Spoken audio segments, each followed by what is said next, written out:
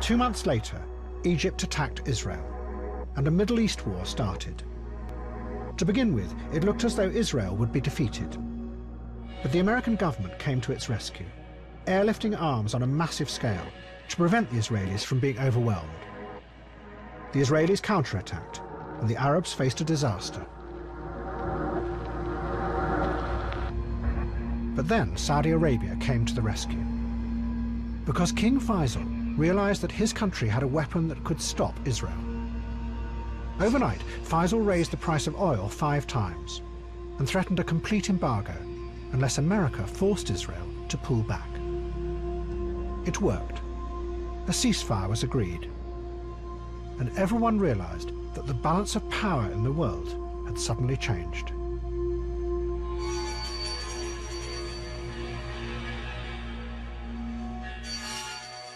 What we want is the complete withdrawal of the Israeli forces from the occupied Arab territories. And then you'll have the oil at the same level of September 73. Is this demand absolute and rigid, or is this just a negotiating position? Definitely. We won't give up any inch of these lands.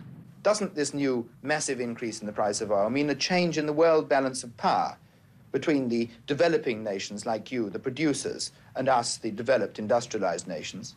Yes, it will. And what do you think arises from that? Well, a new type of relationship. You have to adjust yourself to the new circumstances. And I think you have to sit down and talk seriously with us about this new era. When Saudi Arabia raised the price of oil, they did it to change the political balance of power in the world. But it also had another unexpected effect, because it allowed the men who ran the banks and the financial system in America and Britain to begin to break free of political control. Billions of dollars flooded from the West into Saudi Arabia, most of which the Saudis didn't know what to do with. So they gave them to the Western banks to invest. The banks then made a crucial decision.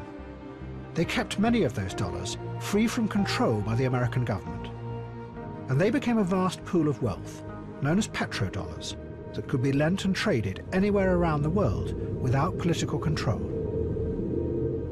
As Western politicians struggled to deal with the economic and social chaos that had been created by the oil price rise, their bankers were building a new global financial system based on recycling the Saudi billions.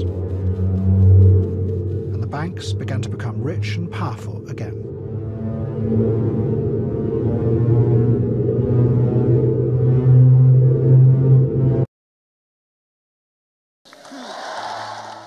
The massive increase in the price of oil imposed by the Saudis had caused economic and social chaos in the West.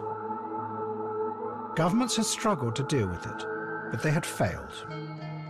And in the 1980s, right-wing governments came to power in Britain and America, who turned to radical new ways to create economic growth.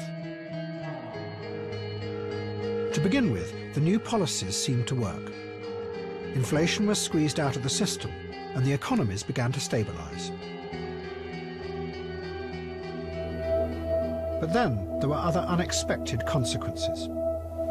Interest rates had risen massively, and this decimated manufacturing industry in both Britain and America.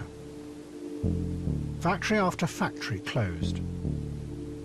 High-paid skilled jobs were replaced by low-wage jobs in the service industries, and living standards began to fall. But then the politicians found a solution. If you couldn't make wages grow any longer, instead you would get the banks to lend people money. And in the mid-1980s, governments removed the restrictions on the banks' lending, and a wave of borrowing spread through Britain and America. Even if their wages were static, people felt wealthier and had the money to buy things and to keep the economy working. And the power to manage society began to move even more from politics to the financial system.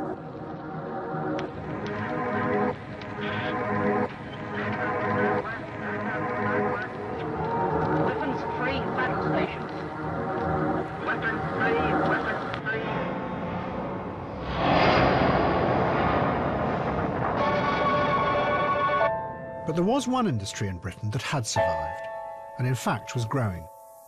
It was the arms industry and its vast trade with Saudi Arabia. But rather than strengthening the politicians' power, it undermined it further through corruption. The King's train was 20 minutes late arriving in Victoria Station. It was delayed while a suspicious box on a bridge over the track was checked and found to be harmless. When he eventually stepped onto the platform, it was to a full royal welcome. Through the 1970s, British arms companies had signed more and more contracts with the Saudis. And they became a central part of a new industry that was run from the very heart of the British government. We're in the Ministry of Defence in Whitehall.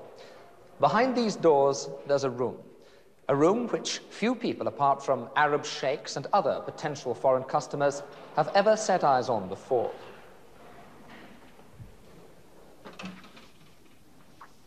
This way, please. This is it, the permanent defence equipment exhibition, the supermarket of the sales organisation which this year will sell nearly £600 million worth of British military hardware to foreign governments. Week in, week out, overseas service chiefs come here discreetly to shop for anything from guided missile destroyers and aircraft to a pair of army boots. And they've got quite a choice. There are hundreds of individual British manufacturers in this business. Glossy coloured brochures in every language, including, of course, Arabic. Everywhere in this amazing exhibition, there are models showing the hardware in action, showing what the hardware can do. Big missiles, little missiles. Here's the short blowpipe surface-to-air missile with which one soldier can bring an aircraft out of the sky straight from the shoulder. More missiles here, the short Tiger Cat missile, simple in operation, recommended for its high lethality at low cost.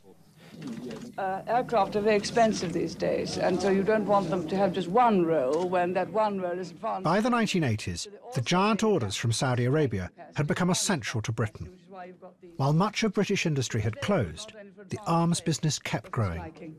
From air to ground. No, I'm a Prime Minister. I have to say the super saleswomen do their job. And in 1985, Mrs. Thatcher announced what was going to be the biggest arms deal in history.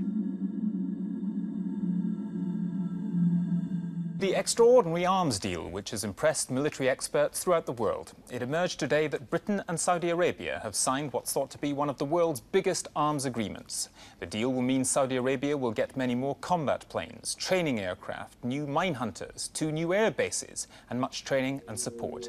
It means Britain is pulling level with, if not overtaking, the United States as the biggest military supplier to the Saudis.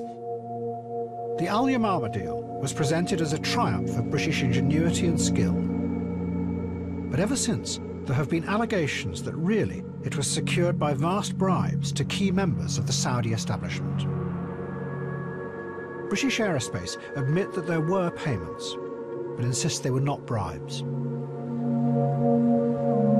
But then, in 1990, it became clear that all the arms trade with Saudi Arabia had been a complete charade. Saddam Hussein invaded Kuwait, and the leaders of Saudi Arabia realized that despite all this hardware, all the planes, the missiles, the bombs, and the radar systems, that their country was incapable of using it properly to defend itself against Saddam Hussein. So they had to turn to America and its military might for help.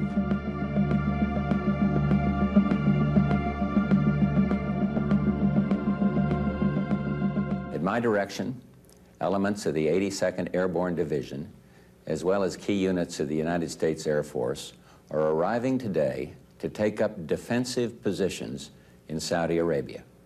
I took this action to assist the Saudi Arabian government in the defense of its homeland.